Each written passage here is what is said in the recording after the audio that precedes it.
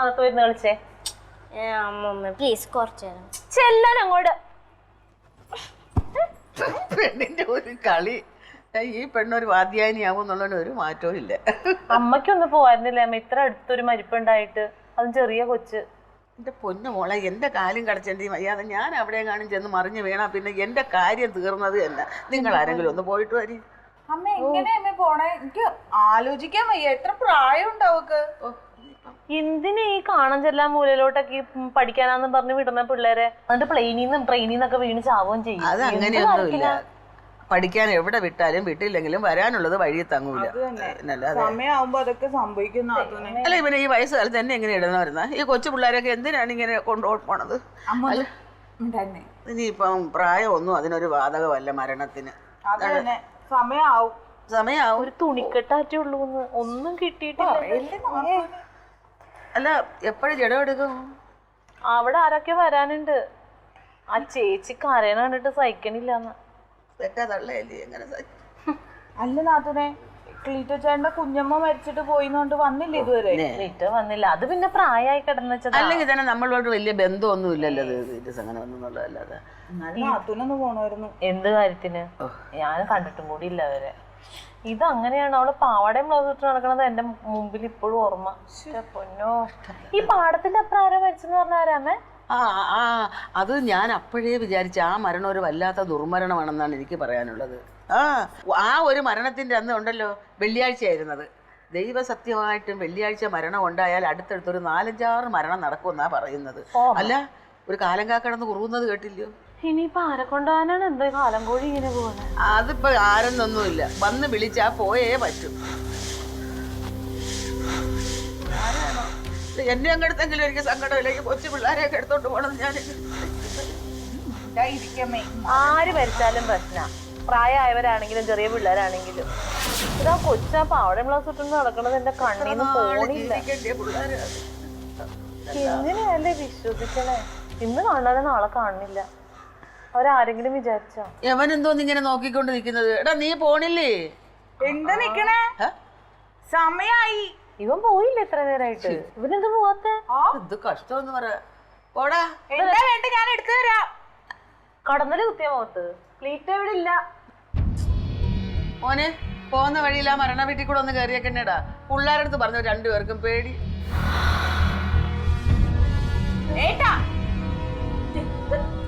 ഇത് വേണ്ടേ? തൊപ്പി.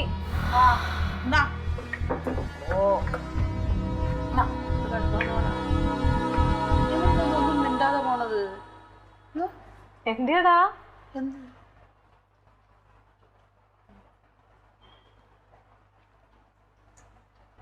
ഇവനെന്ത് പറ്റിയത്?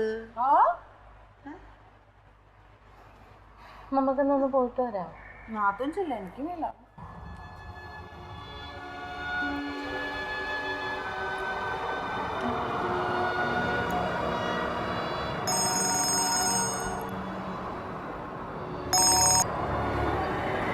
ഫാസിലെ, നീ എവിടെ? വേണ്ട അങ്ങോട്ടൊന്ന് പറഞ്ഞിടോ, ഞാൻ അങ്ങോട്ട് വരാം. ഞാൻ വീട്ടിൽ നിന്ന് ഇറങ്ങി. ശരി അച്ഛൻ. ഓക്കെ.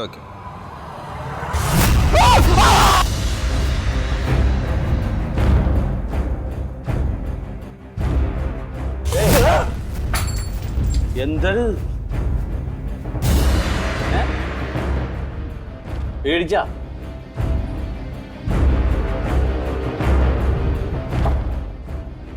കിടന്നു. ഞാനേ വെറുതെ കിടക്കാന്ന് ഓർത്ത് മുട്ടിയതാണ്.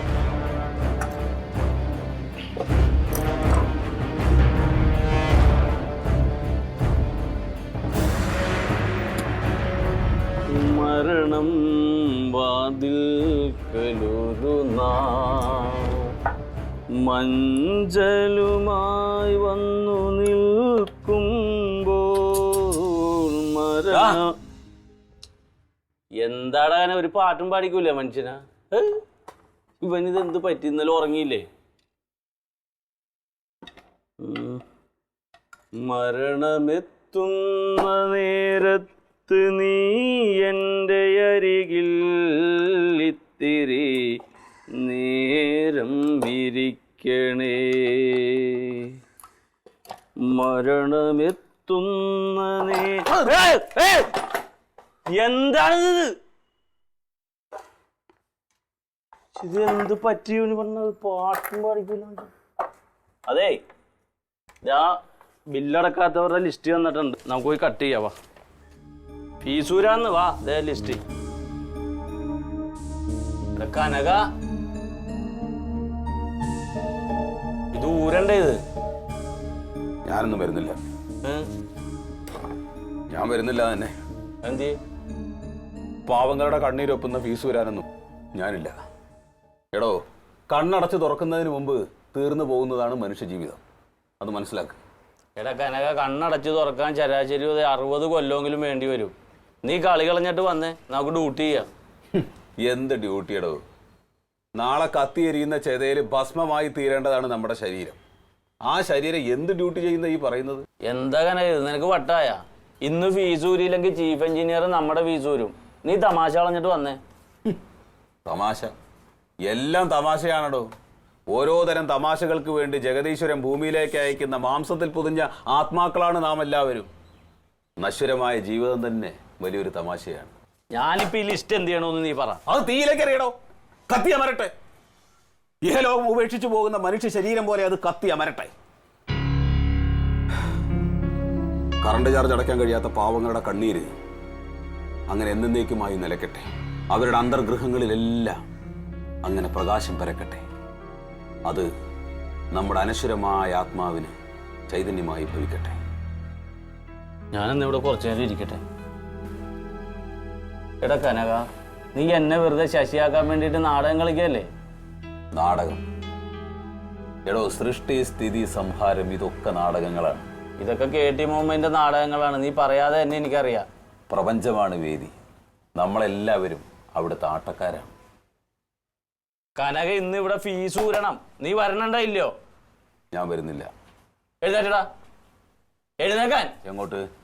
ഫീസ് ഊരാൻ പോണില്ല, വേറെ എങ്ങടെങ്കിലും പോവാ. എഴുന്നേക്കാനല്ലേ പറഞ്ഞ? എഴുന്നേറ്റാ പക്കിണ്ടിയാൻ കുത്തുകാണിക്കടാ. നടന്നേ, നടക്കാൻ.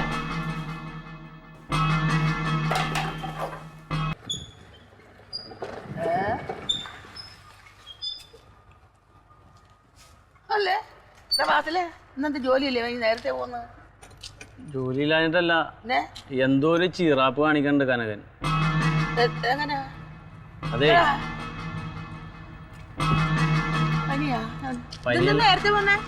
അതെ യമന്തി, ഇപ്പൊ ഓഫീസിൽ ഇവൻ കിടന്ന് ഉറങ്ങിയായിരുന്നു. പെട്ടെന്ന് എന്തോ സ്വപ്നം കണ്ട പോലെ എഴുന്നേറ്റ് കഴിഞ്ഞിട്ട് പിന്നെ ഇവൻ പരസ്പര ബന്ധമില്ലാതെ എന്തൊക്കെ പറയണു. ഉറക്കത്തിൽ സ്വപ്നം കണ്ടവൻ എന്തെങ്കിലും പറഞ്ഞതായിരിക്കും. എന്താടാ? എന്താടി? നീ ഇങ്ങോട്ട് വാ. ഇങ്ങോട്ടൊന്ന് വന്നേ. എന്താ? അങ്ങനെ കുഴപ്പമൊന്നുമില്ല. അയ്യോ, ഒരു സ്വപ്നം കണ്ടു. എന്താ എന്താ? ആ മിണ്ടുന്നില്ല. എന്തേടാ കണ്ടാ കനക? കനക, ഇവനെന്താ പട്ടം കടിച്ച പോലെ നിക്കണേ? എന്റെ പെങ്ങളാ വിളിക്കണ. എടാ, നിന്റെ വായിക്കാത്ത വല്ല കോഴിക്കോട്ടം കയറിപ്പെട്ട ചോദിക്കണ കേക്കണില്ലേ? ഇതെന്താ പറ്റിയത്? ഇത് അതെ, ഇന്നാള് രാധാകൃഷ്ണൻ പോസ്റ്റ് ചെയ്ത് വീണ് മരിച്ചില്ലേ? അതീ പിന്നെ ഇവന്റെ ഒരു പ്രകൃതം ഇങ്ങനെയാണ്. അതിനെന്തിനാ ഇവനിങ്ങനെ ആരോടും മിണ്ടാതെ പറയാതിരിക്കണേ? ഈ രാധാകൃഷ്ണൻ എന്ന് പറഞ്ഞ പയ്യൻ ആദ്യമായിട്ട് ജോയിൻ ചെയ്യാൻ വന്ന ദിവസമല്ല ഞങ്ങളുടെ കൂടെ ജോലിക്ക് വന്നത്. ഞാൻ പോസ്റ്റേ കയറാന്ന് പറഞ്ഞപ്പോ കനകൻ പറഞ്ഞു നീ കയറണ്ട, അവൻ കയറി പഠിക്കട്ടെ എന്ന്. കനക നിർബന്ധിച്ചോട്ടാണ് അവൻ കയറിയത്. അറിയാൻ പാടില്ലാതെ എവിടെയോ കയറി പിടിച്ച് അവൻ തല്ലി നിലത്ത് വീണു. റോട്ടിൽ തല അടിച്ച് ചോര വരണണ്ടപ്പോൾ ഞാൻ വെള്ളം എടുക്കാൻ വേണ്ടി ഓടി. ഞാൻ വെള്ളവും കൊണ്ട് വരുമ്പോൾ ഇവൻ കനകൻ്റെ മടിയിൽ കിടന്ന് അവൻ എന്തോ പറയാൻ ശ്രമിക്കുന്നുണ്ട്. എന്താണെന്ന് കനകന് മനസ്സിലായില്ല. കനകൻ്റെ മടിയിൽ കിടന്ന് അവൻ മരിച്ചത്. അതേ പിന്നെ ഇവൻ ഇങ്ങനെ തന്നെയാണ്. വെറുതെ അല്ല, അവൻ പറഞ്ഞിട്ടല്ലേ അവൻ പോസ്റ്റിൽ കയറിയത്. അതിന്റെ കുറ്റബോധമാണ് അവനിപ്പോ ഇങ്ങനെ തോന്നിയത്. കനക, അതാ ചെറുക്കന്റെ സമയം, അങ്ങനെ കണ്ടാ മതി. ഓ, എന്ത് സമയം? സമയത്തിനൊക്കെ ഒരു കണികയുടെ വലിപ്പേ ഉള്ളൂ. അവിടെ നേരത്തെ എന്നോ വൈകിട്ടെന്നോ ഒക്കെ ഉള്ള പദങ്ങൾക്കൊന്നും ഒരു പ്രസക്തിയുമില്ല. മനസ്സിലായില്ല. നമ്മുടെ ഈ പ്രപഞ്ചം എന്ന് പറയുന്നത് അനന്തമാണ്. അനന്തമായിട്ടുള്ളതാണ് പ്രപഞ്ചം. അവിടെ ഒരു മാത്രം വന്നു പോകുന്ന അതിഥികളാണ് നമ്മളെല്ലാവരും. അതുകൊണ്ട് കാശടക്കാത്തവരുടെ ഫീസ് ഊരണ്ടെന്നാണ് ഇവൻ പറയണ കാലത്തോട്ട്. അതിന് യവനെന്താ ഇപ്പൊ ഇങ്ങനെയൊക്കെ സംസാരിക്കുന്നത്? ചുമ്മാതാ അമ്മേ, ഇടയ്ക്ക് ഇങ്ങനെയൊക്കെ എന്നെ പറ്റിക്കാറുണ്ട്. ഇത് മതിട്ടാ. എടാ കേമാ, ഇവൻ ഇതേപോലെ പണ്ട് നാടകത്തിൽ അഭിനയിച്ചിട്ടുണ്ട്. അന്ന് ഞാൻ എന്താണ് ഞാൻ എന്ന് പറഞ്ഞാൽ എന്താണ്? ഞാൻ എന്ന് പറഞ്ഞാൽ ഞാനല്ല. ഞാൻ എന്ന് പറഞ്ഞു കഴിഞ്ഞാൽ അഹം. അഹം അഹം ബ്രഹ്മാസ്മി. ഞാൻ എന്ന് പറയുന്ന സംഗതി മിഥ്യയാണ്. അതാണ് ബ്രഹ്മം. അതാണ് ബ്രഹ്മം. അതുകൊണ്ട് ഞാൻ എന്ന് പറയാൻ പാടില്ല. തന്നെ പിന്നെ അതങ്ങനെ ഞാൻ പറയാതിരിക്കും. എന്താണ് ഞാൻ? ഞാൻ എന്താണ്? മലയാളം അല്ലേ ഇത്? എന്റെ കൈയാണോ, കാലാണോ, കണ്ണാണോ, മൂക്കാണോ, ചെവിയാണോ, വായാണോ, അതോ എന്റെ ഹൃദയാണോ, കരളാണോ, അതോ ഇതെല്ലാം കൂടെ ചേർന്ന ഒരു പദാർത്ഥാണോ? ആണോ? ആണോ? എന്റെ പൊന്നാര കനക, എനിക്കറിയാൻ പാടില്ല. ഞാൻ വേറെ ജാതിയല്ലേ. എന്തോ കാര്യമായിട്ട് പറ്റിയിട്ടുണ്ട്. ഒരു ചരട് ഞാൻ വെച്ച് കെട്ടി കൊടുത്താലാ? ഏട്ടന് ഞാൻ കുടിക്കാൻ എന്തെങ്കിലും എടുക്കാം. ആ, ഇപ്പൊ അവന് ചായയാണ് ഇഷ്ടം. നീ പോയി ഒരു ചായ എടുത്തോണ്ട് വാ. ഇഷ്ടം ഇഷ്ടം അനിഷ്ടങ്ങളുടെ ഒരു കലവറയാണ്. എന്ത് ഇഷ്ടം? ഇഷ്ടം അനിഷ്ടം. ഇഷ്ടം എന്ന് പറയണ തന്നെ അനിഷ്ടം. അനിഷ്ടങ്ങള് പിന്നെ ഇഷ്ടം എന്ന് പറയും. ഇഷ്ടം എന്ന് പറയുന്നത് തന്നെ അനിഷ്ടങ്ങളുടെ ഒരു വലിയ കലവറയാണ് അല്ലേ? അപ്പൊ അങ്ങനെയുള്ള ഇഷ്ടങ്ങളെ ത്യജിക്കുന്നയാളാണ് സത്യത്തില് ത്യാഗി. ത്യാഗിക്ക് മാത്രമാണ് മോക്ഷം. മോക്ഷം ത്യാഗിക്ക് മാത്രമേ ഉണ്ടാവുള്ളൂ. അവന് മാത്രമേ കിട്ടൂ. എന്നാ അവന് കുറച്ച് ഇഷ്ടമല്ലാത്ത സാധനം കൊണ്ടേ കൊടുക്ക്. കുറച്ച് പാവയ്ക്ക ജ്യൂസ് കൊടുക്കടി, അതാകുമ്പോ കയ്പാണല്ലോ. കയ്പും ക്ഷണികമാണ്. കയ്പ് ക്ഷണികമല്ലേ? ക്ഷണികമാണ് കയ്പും. അത് ജീവൻ പോലെ ക്ഷണികമാണ്. പിന്നെ കയ്പ് മധുരമായിട്ട് മാറും. അതിനൊരു നെല്ലിക്ക് നിന്നിട്ടേ ഒരു ഗ്ലാസ് പച്ചവെള്ളം കൂടി കുടിക്കേണ്ടി വരും. രുചിഭേദങ്ങളെ ആസ്വദിക്കാനുള്ള മനുഷ്യന്റെ ആർത്തി ഉണ്ടല്ലോ, അത്യാർത്തി, ത്വര, അത് ശരിക്കും ആത്മാവിനെ ഭയങ്കരമായിട്ട് നൊമ്പരപ്പെടുത്തും. എന്തൊരു കഷ്ടമാണെന്ന് പറ. നമ്മ എന്തെങ്കിലും ഒരു വാക്ക് പറഞ്ഞ ആ വാക്കിൽ ഇത്തിരി ആത്മീയതയും കൂടി ചേർത്ത് തിരിച്ചു പറയും. ആത്മീയത കണ്ട ആത്മീയതയും ലൗകികതയും രണ്ടല്ലോ. അത് രണ്ടും ഒന്നല്ലേ? ഒന്നായിട്ടുള്ള ഈ ഒരു സംഗതിയെ വേർപെടുത്താൻ വേണ്ടി നോക്കുന്നത്, അടർത്തി മാറ്റാൻ വേണ്ടി നോക്കുന്നത് മണ്ടത്തരമാണ്. അതാണ് മൂഢത. ഒരു പ്രശ്നമില്ല. ഫാസിലെ സത്യം പറഞ്ഞോ, ഇവന് എവിടുന്നാണ് കള്ളു മേടിച്ചു കൊടുത്തത്? അയ്യോ, ഇത് കള്ളു കുടിച്ചിട്ടൊന്നുമല്ല. നീ കള്ളും കഞ്ചാവ് കുടിച്ച് ഇവന്റെ വർത്താനം എനിക്ക് അറിയാൻ പാടില്ലല്ലേ. ഇത് കള്ളും അല്ല കഞ്ചാവും അല്ല. പിന്നെന്താ? ഇത് നല്ല മുഴുവട്ടാന്നാ തോന്നണ. ഇത് മുഴുവട്ടൊന്നും അല്ല. ഇത് അവന്റെ ദേഹത്ത് എന്തോന്ന ബാധ കൂടിയതാ. കണ്ട ആ മംഗലത്ത് മാധവൻ ജോത്സ്യനെ വിളിച്ചൊരു മന്ത്രവാദം കഴിപ്പിക്കാൻ നമുക്ക്. ഗീത എവിടെ അമ്മേ?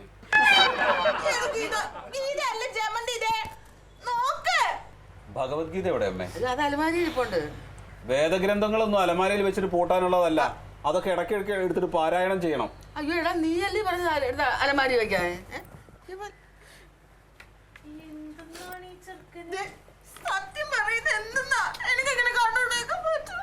ഒന്നുമല്ലെന്നേ, നിങ്ങൾ അമ്മാവനെ വിളിച്ചിട്ടേ വല്ല ഹോസ്പിറ്റലിലും കൊണ്ടുപോകാൻ നോക്ക്. ഈ അവയില്ലാർക്ക് ഇങ്ങനെ വല്ല കുഴപ്പമുണ്ടായോ അമ്മച്ചി? അയ്യോ, ഒരു കുഴപ്പമില്ലായിരുന്നു. എന്റെ വീട്ടിൽ ആദ്യമായിട്ടാണ് ഇങ്ങനെ ഒരു സംഭവം. അല്ലേ, അന്ന് അമ്മാവനെ വിളിക്കും. ഞാൻ കണ്ട ഞാൻ പറഞ്ഞുകൂടാ. എന്തെങ്കിലും ആവശ്യമുണ്ട് എന്നെ വിളിച്ചോട്ടാ. ഇതെന്തോ ഒരു അസുഖം തുടക്കമാണ്. നീ പോയിക്കേ. അമ്മേ, ഈ മാമി ഈ താടിയും വളർത്തി മുണ്ടൊക്കെ ഇട്ട് സന്യാസി പോയി നിൽക്കാൻ നല്ല രസമായിരിക്കും അല്ലേ?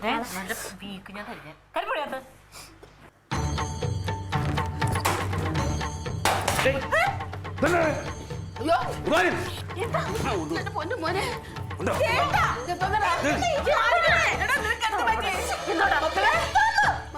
ആത്മാവിനെ പൊതിയുന്ന മാംസമാണ് ശരീരം. ആ ശരീരത്തിൽ നിന്ന് ആത്മാവ് വിട്ടൊഴിഞ്ഞു പോയി കഴിഞ്ഞാൽ പിന്നെ ഈ ദേഹം ഭസ്മമായി തീരേണ്ടതാണ്. അങ്ങനെയുള്ള ദേഹത്ത് ഈ അലങ്കാരപ്പണികളൊക്കെ ചെയ്തിട്ട് ശോഭിക്കുന്നുണ്ടോ മൂഢന്മാരാണ്. മൂഢനെ മോക്ഷമില്ല. കാണുന്നില്ലല്ലേ? ഫോൺ ചെയ്താൽ പെട്ടെന്ന് ഇങ്ങോട്ട് വരാൻ അല്ലെങ്കിൽ ആരെങ്കിലും ഒന്ന് വരാൻ പറ.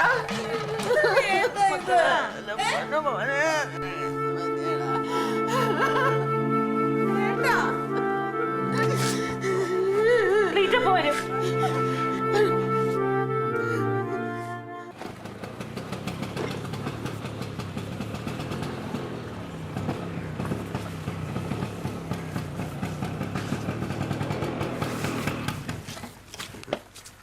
അയ്യോ എടാ നീ എവിടെയായിരുന്നു? ഇങ്ങനെ എത്ര വിളി വിളിച്ചു ഞാൻ. വീട്ടില് മരം മുറിക്കാൻ ആൾക്കാർ വന്നിരുന്നു. ഇപ്പം വന്നപ്പോഴല്ലേ സീരിയസ് മനസ്സിലായി. എന്താ അവനെ? എന്നിട്ട് അവൻ എവിടെ? നോക്ക് എന്താ സംഭവിച്ചതെന്ന്. അയ്യോ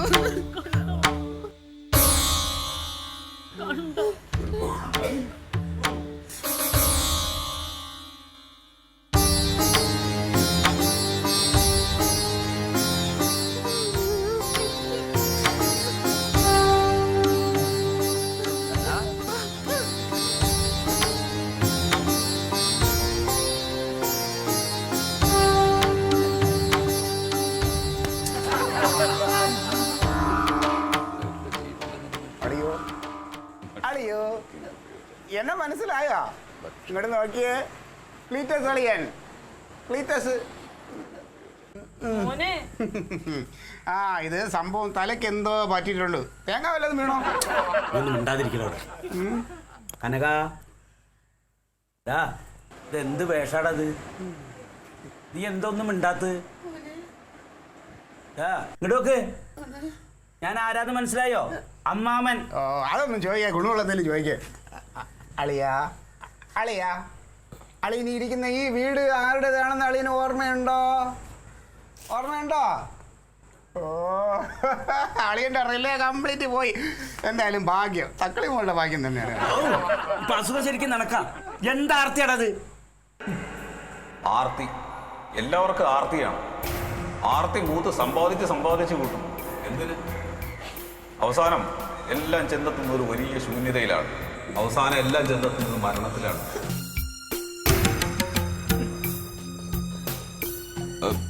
അതെ, ഒരു കാര്യം ചെയ്യും. നിങ്ങൾ പെണ്ണുങ്ങളൊക്കെ അകത്തേക്ക് വെക്കുക. ഞങ്ങൾ കുറച്ചു നേരം സംസാരിക്കട്ടെ. അതെ, ഞാനും അമ്മാവനും കൂടെ കുറച്ചു നേരം സംസാരിക്കുമ്പോൾ അളിയനെല്ലാം ഓർമ്മ വരുന്നേ. വിളിച്ചോണ്ട് പോ. തങ്കോച്ചെല്ലാം കണ്ടേ ഇല്ലേ? ഓ ഞാൻ കൊച്ചിനെ വിളിച്ചോണ്ട് പോകില്ല, അതിനെ വിഷമിപ്പിക്കല്ലേ. എന്നാലും ഇത് പെട്ടെന്ന് ഇങ്ങനെ സംഭവിച്ചു. മിണ്ടല്ലേ? ആ അയ്യോ പോണ് പിടിക്കാൻ അളിയാ. ഇവൻ അങ്ങനെ പോണെങ്കിൽ അങ്ങ് പോട്ടമ്മാവാ. നമ്മളാരും അറിഞ്ഞോടാതെ നമുക്ക് എന്ത് ഗുണം അവനെ കൊണ്ട്.